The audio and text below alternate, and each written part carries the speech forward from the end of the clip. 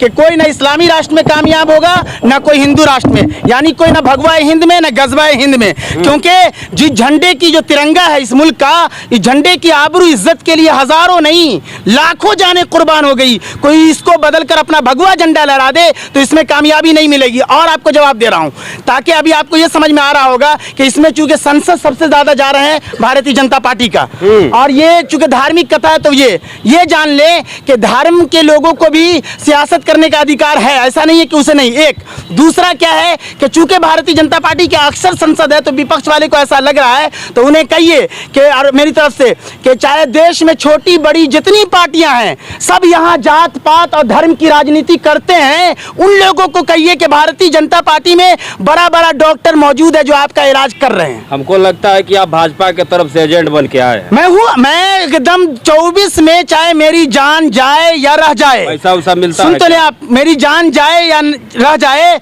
मोदी और अमित शाह जी की सरकार 24 में भी बने, ये मेरी पहली दिली ख्वाहिश है। तीसरी बार मैं उसको इस माध्यम से कहता हूं कि मोदी और अमित शाह जी के दीवाने को समझाए ना दुनिया, मोदी और अमित शाह जी के दीवाने को समझाए ना दुनिया। अरे ये खूब समझ बूझ कर दीवाने हुए हैं। मोदी और अमित शाह जी के दीवाने जान देने से नहीं डरते, ये सर कट जाए या रह जाए कुछ परवाह नहीं करते।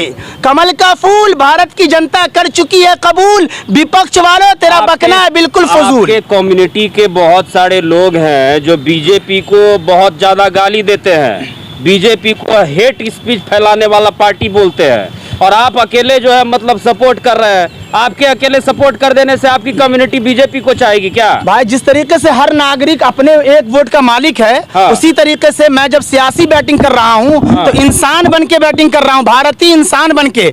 धर्म और जात को ऊपर अपने अपने बक्से में बंद करके इंसान के एतबार से आप गुफ्तगू करेंगे तो सारे मजहब और जात के लोग एक ही आपको नजर आएंगे। तो यकीनन सभी का ये है ना कि सभी न हिंदू बनेंगे न इंसान बनेंगे, न हिंदू बनेंगे न मुसलमान बनेंगे, इंसान की औलाद हैं, इंसान बनेंगे। और अगर आप कह रहे हैं तो सियासत तो इस वक्त गंदी सब, चाहे वो सियासी लोग वो भी चल लेते हैं और धार्मिक लोग भी चल लेते हैं, तो उन लोगों के बारे में एक शेर मैं कह सकता हूं कि सियासत को लहू पीने की लत है, सियासत को लहू पीने की लत है, वगरना मुल्क में सब खैरियत है। और इस वक्त चूंकि बाबा का एक दूसरे धर्म के बाबा नौजवान में से नौजवान सपोर्ट कर रहा है, यानी उसको सपोर्ट का मतलब यह कि इनका स्वागत, गीता का एहतराम आप करें और ये गीता का हम करें और कुरान का आप, इसी लिहाज से मैं ये कर रहा हूँ। आपके माध्यम से मैं ये लेने, बाबा साफ तौर पर कहते हैं कि हम सिर्फ और सिर्फ हिंदू की बात करेंगे, मुस्लिम की बात नहीं करेंगे। नहीं, ये धर्म जो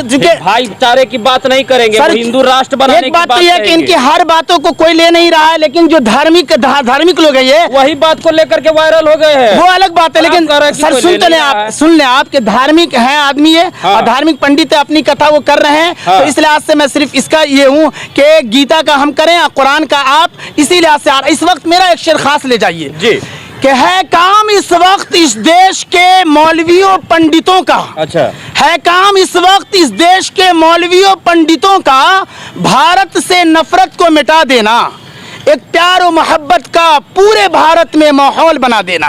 और ये सियासी लोगों की भी जिम्मेदारी है और धार्मिक लोगों की भी, धार्मिक लोगों की कुछ ज्यादा जिम्मेदारी है। आखिरी शेर ले जाइए राहत इंदौरी का, शायद के ये भी मध्य प्रदेश के बाबा है ना, वो शायर जो राहत इंदौरी उसी के थे। हर नागरिक को रखना चाहिए कि आप हिंदू मैं मुसलमान ये सिख वो ईसाई, आप हिंदू मैं मुसलमान ये सिख वो ईसाई, यार छोड़ो ये सियासत और गंदी सियासत है, चलो इंसानियत की बात करते हैं और इंसान बनते हैं। तो इस वक्त ये हम लोगों के लिए सही है कि सबसे मिलो, किसी से ना नफरत किया करो, इंसान हो इंसान की खिदमत किया करो। मैं भारतीय जनता पार्टी मोदी अमित शाह जी के नेतृत्व में पूरे भारत में इसलिए काम कर रहा हूं कि इस वक्त मेरे भारत को पूरे विश्व में ये आगे बढ़ा रहे हैं और विश्व के सबसे बड़े नेता नरेंद्र मोदी हैं। एक शेर के माध्यम से कि जो देखता है पीएम मोदी वही बोलने का आदी है। इस वक्त विश्व दुनिया की सियासत का जो सबसे बड़ा खिलाड़ी है उसका नाम नरेंद्र मोदी है। और बिहार से मुझे सुन रहे हैं तो ये शेर कि पीएम मोदी के दिल की राख कुरेद मत, पीएम मोदी के दिल की राख कुरेद मत, उसे मुस्कुरा के हवा न दे, पीएम मोदी के पास अभी भी पासवान का बेटा चिराग है।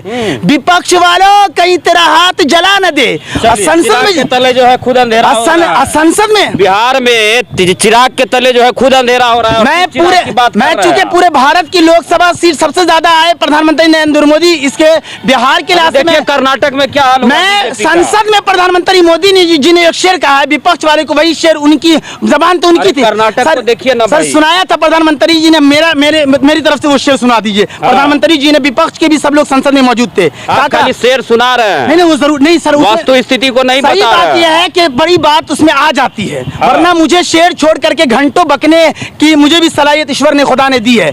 मैं कह रहा हूं कि प्रधानमंत्री जी ने कहा था कि तुम्हारे पांव के नीचे कोई जमीन नहीं, तुम्हारे पांव के नीचे कोई जमीन नहीं, कमाल यह है कि फिर भी तुम्हें यकीन नहीं।